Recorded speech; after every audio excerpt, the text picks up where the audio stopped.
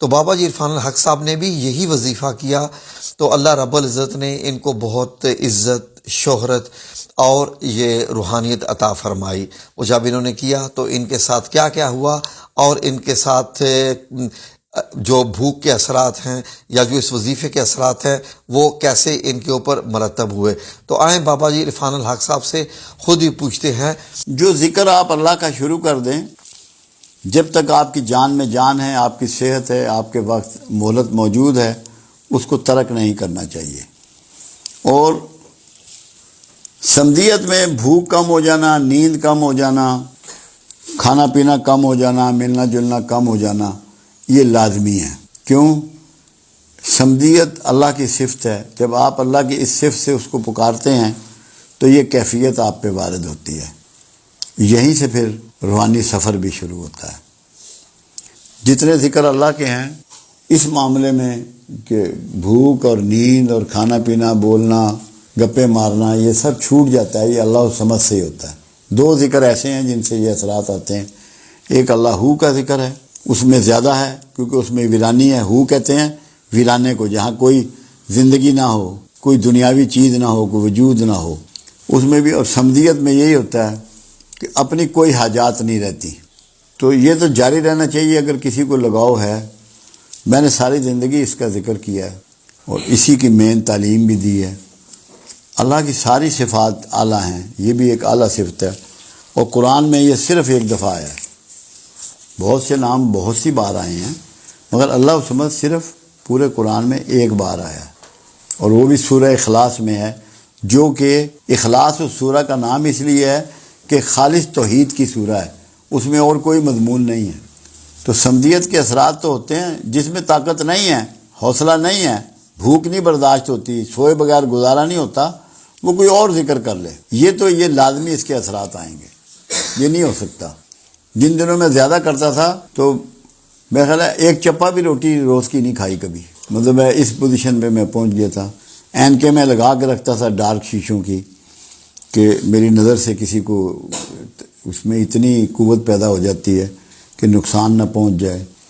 سونے کا تصور بھی ختم ہو گیا تھا۔ یہ زندگی کے کچھ لمحات ایسے، کچھ سال زندگی کے ایسے گزرے ہیں، اللہ سمجھ تو یہ کمال کی ذکر ہے، کمال کا ذکر ہے، مگر تھوڑی سی آپ میں ہمت اور حوصلہ چاہیے اس کو کرنے کے لیے۔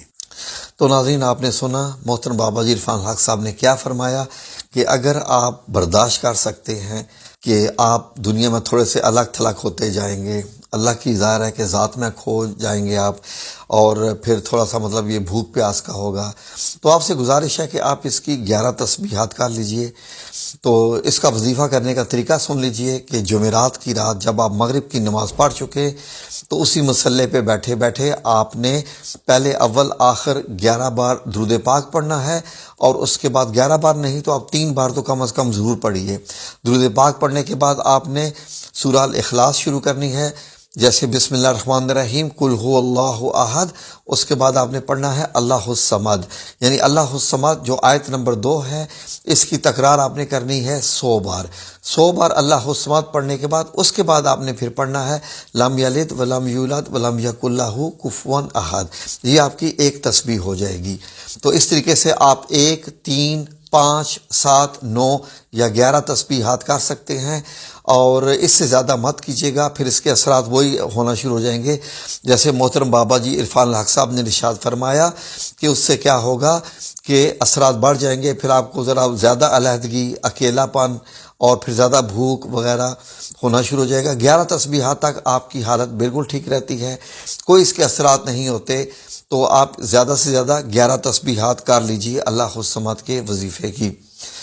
تو اس کے بعد آپ نے کرنا کیا ہے، یہ صرف ہر جمعرات کو ہی کرنا ہے، صرف جمعرات کو، تھرسڈے کو۔ یہ وہ دن ہوتا ہے کہ اس دن میں کچھ خاص معاملات ہوتے ہیں۔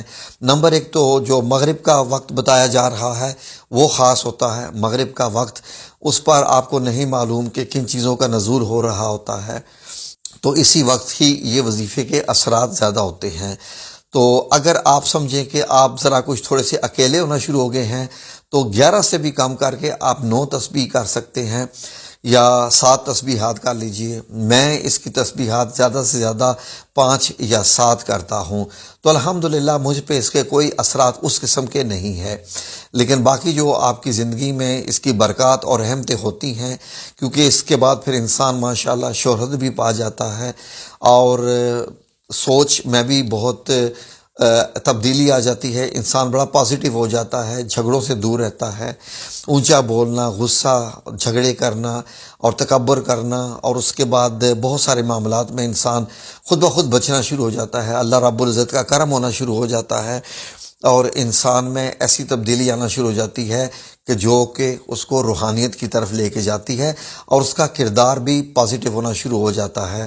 اور پھر وہ تھوڑا سا آخرت کے متعلق زیادہ سوچتا ہے، اللہ کے زیادہ متعلق سوچتا ہے، باقی دنیا میں اس کا معاملہ تھوڑا جو ہے وہ ہٹتا جاتا ہے. تو آپ نے یہ ماشاءاللہ یہ سنا محترم بابا جی عرفان الحق صاحب سے، تو آپ کیجئے، لیکن کوشش کریں 5 7، میکسیمم 11 سے اوپر نہیں جانا آپ نے. جزاکم اللہ خیر. اللہ آپ سب لوگوں کو اپنی حفظ و امان میں رکھے. اور کوئی بھی کوشچن ہو تو آپ اس چینل پہ کوشچن کر سکتے ہیں کہ اللہ الصمد دنیا کا سب سے زیادہ طاقت والا وظیفہ ہے. اس وظیفے کی طاقت کا اندازہ آپ یہاں سے لگا لیجئے کہ جب آپ یہ وظیفہ کرتے ہیں تو آپ کی آنکھوں میں بھی نور آ جاتا ہے، اور آپ کی سوچ میں بھی نور آ جاتا ہے، اور آپ کی آنکھوں میں ایک طاقت ایسی آ جاتی ہے کہ لوگ آپ سے آنکھ ملاتے ہوئے بھی ڈرتے ہیں. اور اللہ رب العزت کی طرف سے ایسے ایسے کرشمے ہونے لگ پڑتے ہیں کسی انسان کی شخصیت میں کہ ان کی مثال ہی اپنی ہوتی ہے. یہ تو ظاہر ہے جس پہ بیتی ہوتی ہے وہی اس کے متعلق زیادہ جانتا ہے. ناظرین، دنیا کے سب سے مشہور اسکالر اور روحانی علم کے سب سے زیادہ ماشاءاللہ مشہور جو محترم بابا جی عرفان الحق صاحب ہیں،